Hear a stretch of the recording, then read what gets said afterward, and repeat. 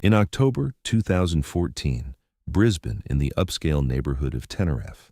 Inside one well-kept apartment complex, a heavy, sickening smell suddenly started spreading through the building.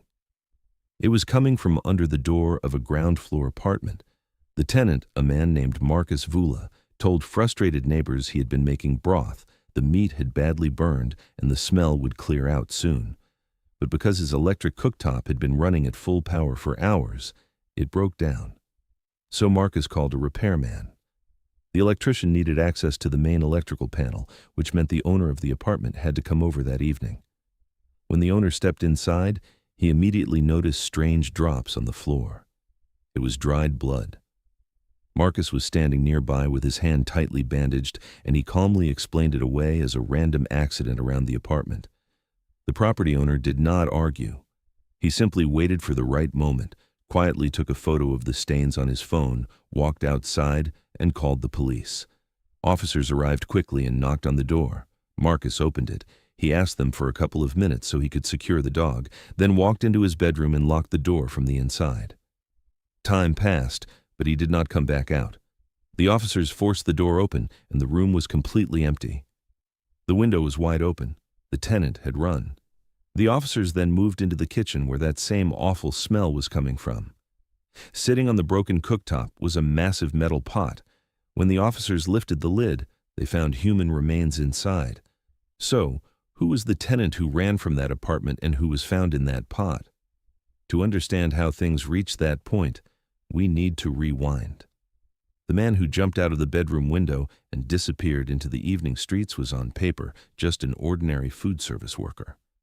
But let's look at who he was behind closed doors and how he ended up in that apartment in the first place. Marcus Vullo was born in 1986 in Ballarat, a city in southeastern Australia. His parents ran a small business. They owned a popular local restaurant, and in their spare time, they worked as karate instructors. Marcus's early years played out around cookware, busy service hours, and a constant flow of customers. Watching the chefs work, he decided to follow the same path. Marcus trained, earned his culinary qualification, and got a job in the field not far from home. To his family, his life story looked spotless, an independent, polite young man steadily building a career. But by 2012, that clean image had started to crack. Marcus had developed a serious gambling problem. He was constantly placing bets, losing large amounts of money, and before long, he was buried under debt. His kitchen wages barely covered basic expenses, and there was simply no way to keep up with obligations that kept piling up fast. He needed another source of income, something that paid quickly in cash. The solution he found was not exactly typical. Marcus created a profile on an adult services platform. A few client meetings a week brought in the kind of money he would have needed months to earn in a restaurant. The financial pressure eased a little, and Marcus did not want to walk away from easy cash. Before long, he moved to Melbourne, a major city where it was much easier to blend in. There, he got steady work at a well-known local adult venue called Pleasure Dome. From that point on, his life was split into two completely separate worlds. During the day, he stood at the stove, prepped ingredients, and sent plates out to the dining room. At night, he went to work serving clients at an upscale private club. What stands out is how smoothly he kept the story going for the people closest to him. His relatives back in Ballarat had no idea. They were proud of their son, believing his rare phone calls were simply the result of long, exhausting shifts in food service. They had no clue about the gambling debts, and they knew nothing about his nighttime work. But his co-workers at the club saw him without the act. Inside Pleasure Dome, Marcus was nothing like the agreeable young man his parents thought they knew. Staff described him as someone with a difficult personality and unpredictable mood swings. He could snap over the smallest thing. But the main reason many co-workers were openly afraid of him came down to something else. Marcus regularly brought a real firearm with him to his night shifts. A secretive young man under serious financial pressure, carrying a weapon in his belongings, living under the strain of constant lies. That was who Marcus was when he crossed paths with a new employee in the halls of the Melbourne Club. This was someone who had come to Australia chasing a different dream and who was also carefully hiding the truth from family back home. To understand exactly who entered Marcus's life, we need to shift locations and go back several years to Indonesia. In 1987 in Lampung province, a baby was born and given the name Fabri Andriansyah. Biologically, Fabri was male, but from early on, there was a deep disconnect with the body Fabri had been born into. In a traditional society, situations like this are often met with harsh rejection, and the first person who refused to accept Fabri's identity was Fabri's own mother, Nining Sukarni. She would not accept it under any circumstances. As a result, the responsibility for raising February fell almost entirely to the grandmother. She was the one who gave February the basic support every teenager needs. As the oldest of 3 siblings, February understood from a young age that the family's financial weight was falling on his shoulders. At first, he tried to earn money the regular way, working as a hairstylist, then as a nail technician in local beauty salons. But the income barely covered basic food. The whole family depended on his support, and the goal he was working toward required a completely different kind of money. The plan was a full physical transition and a move to a place where he would not have to hide who he really was because of rigid social expectations. After saving up enough to get started, February left for Thailand.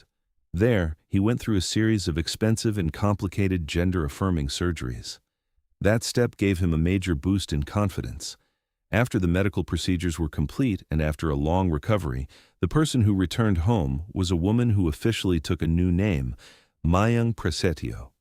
Now, imagine trying to explain to a conservative Indonesian family where these large amounts of money were coming from. Money that was now supporting the entire household. Mayang came up with a perfect cover story. She told her mother and sisters that she had built a successful modeling career overseas and that her schedule was booked out months in advance. That was how she explained the regular school payments for her younger sisters, along with the constant money transfers to her grandmother for rent, groceries, and everyday needs. In reality, Mayang's income came from adult services. She started working in adult clubs across Asia, and by 2012, she had moved to Australia. That move was not random. In Melbourne, clients paid far more, and people did not look at her through the same lens of judgment. Her biggest priority in this new country was legal status. She needed a visa badly if she wanted to stay on the continent for good. To make quick money, May Young took a job at that same upscale adult venue, Pleasure Dome, and just take in the setup for a second. Under one roof, you now had 2 people who had spent years professionally lying to their families about how they were paying the bills. One was hiding his nighttime work because of gambling debts and regularly carrying a real handgun. The other was hiding her escort work from relatives and desperately looking for a way to build a legal life in a foreign country. Sooner or later, meeting in the halls of that place was almost guaranteed. When 2 people with huge secrets meet in a place as specific as Pleasure Dome, the relationship is rarely built on classic romance. Let's look at the hard facts and the logic behind this arrangement. What unfolded was a perfect practical partnership. Marcus was buried in problems. Debt collectors and creditors would not leave him alone.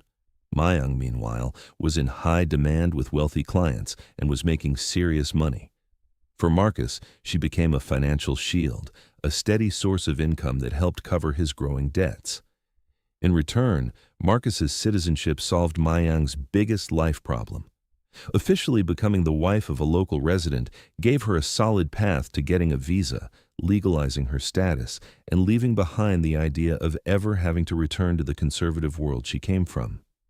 They started dating, and before long they flew to Indonesia together, so Marcus could meet Mayang's family. And honestly, he knew how to play the part. During the visit, he was quiet, respectful, and careful with every word. He quickly won the family over. Mayang's mother gave the relationship her official blessing, but the way she said it tells you a lot. In front of everyone, she said she had no objection if this foreign man married her son. Even in that moment, she refused to acknowledge Mayang as her daughter. After returning to Australia, the couple moved quickly. Marcus landed a chef contract on a cruise ship, and they went to sea together. In August 2013, when the ship made a longer stop in the port of Copenhagen, They went to the local city office and officially registered their marriage. No big celebration, no family event, no romantic production, just a legal step that put their status on paper. Now they had documents and they had a shared goal.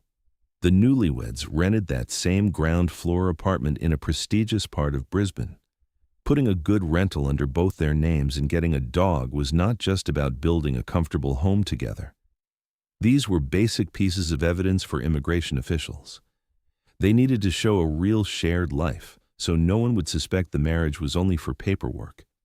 Just think about the scale of the daily lie they were living. Mayang's Indonesian relatives at least knew there was a foreign chef in the picture, but Marcus's family back in Australia knew absolutely nothing. He never told his parents he had gotten married. He never even told them he had a partner, and he knew exactly why. His conservative family would start asking questions. Introducing them to his transgender spouse from the adult services world would destroy the image of the perfect son he had worked so hard to maintain. So he simply erased his wife from his official life story. Think about the pressure these two were carrying. Every day they walked into that apartment, shut the door, and entered a reality where both of them were lying to everyone around them. The only question was how long that artificial setup could hold. Once they started sharing one small space around the clock, once they settled into the new place, the couple ran straight into reality. Their comfortable apartment quickly turned into a non-stop workstation. Picture their daily schedule. During the day, Marcus worked brutal shifts in restaurant kitchens on his feet for hours beside hot stoves. In the evening, he came home, but not to rest. That was when his second hidden job started. He changed clothes and continued seeing clients through the adult services circuit. Mayang worked in the same field, and she also kept a packed schedule of appointments. Under those conditions, the apartment basically turned into a booking hub and a short-stay motel at the same time. Two people working in a very specific line of adult services while sharing the same living space had to keep their schedules locked in with almost no room for error. The arrangement was simple. If one of them brought a guest home, the other had to clear out and take their own appointment somewhere else, maybe by renting a room at a nearby hotel. When that system broke down, it meant canceled meetings, lost money, and very unhappy visitors, because they were both physically drained and running on almost no sleep. Marcus and Mayang started making mistakes with their timing. Scheduling overlaps happened more and more often, and as you would expect, that led to heated fights at home. Residents of the upscale complex ended up hearing those arguments, whether they wanted to or not. Neighbors later said they regularly heard shouting, swearing, and the sound of objects breaking through the walls. But the most important part, if we want to understand what was really going on, is what those fights were about. During those conflicts, Mayang found Marcus's weakest spot and started using it against him with precision. Witnesses heard her more than once, raising her voice and laying down a hard ultimatum. She told Marcus directly that if he did not give her access to the apartment and work around her schedule, she would pick up the phone and call his parents. She said she would tell them everything, that their perfect son was drowning in debt, working adult service appointments for wealthy clients, and that his legal spouse had been assigned male at birth. Let's pause right there and look at the stakes clearly. For a guy who had spent years building this spotless image of an independent chef and who was terrified of being exposed, those words were not just insulting things said during an argument. They were a direct threat to destroy his entire reputation. Mayang had her finger on the reset button of his made-up life. She was pressing on his biggest fear to control the space they both depended on. Every fight like that pushed Marcus further into a corner. He could not simply walk away from the relationship because he still relied on her money to cover his debts. Inside the tight space of that apartment, anger was building fast, and regular conversation was no longer enough to bring it back down. Everything was stretched to the limit, and all it needed was one wrong move. That wrong move came on October 2nd, 2014. The Thursday started like any other. Both partners worked their legitimate daytime schedules, then moved into their nighttime adult service bookings. Marcus had already arranged to meet one of his clients, and he brought that person right to the door of their apartment in the Tenerife complex. He had no doubt the place was empty. He put the key in, unlocked the door, walked inside with his guest, and immediately ran into Mayang. It was the exact scheduling failure they both feared. Mayang was home, and at that very moment, she was hosting a visitor of her own. The reaction was immediate and intense. Mayang was furious over what she saw as a serious violation of their basic agreement about using the apartment. She flat out refused to let her husband inside and, in no uncertain terms, ordered him to leave with the person he had brought there. Marcus was left in an extremely awkward position in front of his client. He did not make a public scene. He simply turned around in silence and walked away from the apartment, but the conflict did not end there. Just a few minutes later, Marcus's cell phone rang. His wife's name was on the screen. Mayang had no intention of cooling things down. She yelled at him over the phone, saying his sudden arrival had almost ruined her paid appointment, and she demanded that he never show up at home again without calling first. Once she had said what she wanted to say, she hung up. Marcus had barely taken a few steps before the phone rang again. It was another round of complaints from his wife. After that second call, Marcus apologized to his client. On the spot, he came up with a story that his dog had suddenly developed a health issue and needed him right away. He canceled the appointment and headed back home. What happened after he returned to the apartment was heard across the entire first floor. Residents became unwilling witnesses to a serious confrontation. From behind the closed door, they heard non-stop yelling, loud swearing, and the sound of impacts. The argument kept going for most of the evening. Only closer to midnight did the noise finally begin to fade. People in the building had managed to fall asleep when at 2 o'clock in the morning on October 3rd, they were woken up by another explosive round of aggression. Neighbors jolted awake as Mayang shouted insults at Marcus at the top of her voice. Doors were slamming inside the apartment. The noise was so intense that several residents seriously started talking about calling emergency services and asking officers to step in. They stood in the hallway, listening to what was happening, trying to decide whether they should make that call. And right then, the whole dynamic of the fight changed. In 1 second, every sound of the struggle and every shout cut off. The noise stopped just as suddenly as it had started. The neighbors waited by their doors for another couple of minutes. To them, the logical explanation was simple. The couple had finally worn themselves out, stopped arguing, and gone to bed. So they went back to their own rooms too. None of them had any idea what had actually made Mayang go silent for good. So what does a person do after committing an irreversible crime in their own bedroom? There is no exact picture of how Mayang's life ended. There were no witnesses inside the apartment, and the offender did not leave behind personal journals or any final written confession. But we can piece together the unsettling timeline of that day, step by step, using only the plane records that remained. Medical notes, supermarket receipts, and street security camera footage.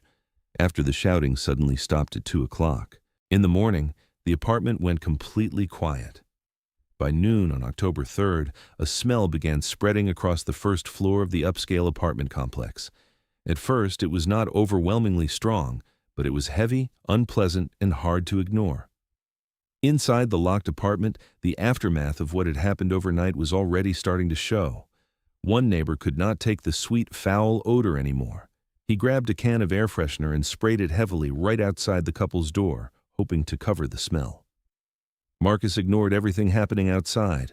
He had barricaded himself inside and stayed completely isolated until after dark. Only at 8 that evening did street security cameras capture him leaving the building for the first time. Marcus walked quickly to a nearby grocery store. At the register, he calmly paid for a very telling list of items: several bottles of heavy-duty bleach, a pack of thick rubber gloves, heavy plastic trash bags, a roll of rope, and strong duct tape. When he returned to the apartment with those purchases, the chef began cleaning up. Using his professional kitchen skills and sharp work tools, he started methodically trying to remove the evidence. Some of the remains were wrapped tightly in the bags he had bought, secured with duct tape, and pushed deep into the drum of the washing machine. But during that disturbing process, his plan hit a serious problem. One careless movement with a blade, and Marcus suffered a deep cut to his own hand that would not stop bleeding. Realizing he could not handle the injury on his own, he left everything behind in the middle of the night and headed quickly to the emergency room at a local hospital. He lied straight to the doctor on duty, telling a story he had made up on the spot. According to Marcus, he had gotten into a serious argument with an aggressive girlfriend. She had supposedly lost control and came at him with a knife, and the injury happened when he tried to knock the weapon out of her hand. The medical staff simply stitched the cut, wrapped it tightly, and sent him home. After returning from the clinic, Marcus made a drastic decision. He wanted to destroy what was left of the evidence by boiling it for hours. He pulled out a huge metal pot, placed the remains inside, poured chemicals over them, and turned the cooktop all the way up. That disturbing setup is what created the unbearable, sickening vapor that spread through the entire floor over the next day. But the chef's plan failed because of basic physics. The apartment's electrical system was not built to handle that kind of extreme non-stop strain, and the cooktop wiring burned out. Now trapped in the kitchen with broken equipment and a situation he could not fix, Marcus had no choice but to call an electrician. That call is what led to the property owner showing up. After officers found the horrifying scene on the broken cooktop and realized the man who had escaped through the window had left separated human remains behind, patrol officers immediately radioed for backup. The quiet, high-end neighborhood of Tenerife was quickly sealed off around the perimeter. Experienced handlers arrived with search dogs to track the escaped tenant before he could make it out of the city. The dogs picked up the fresh trail fast, but the escape route turned out to be surprisingly short. They led investigators just a couple of nearby streets away from the apartment complex, then stopped beside a large industrial dumpster.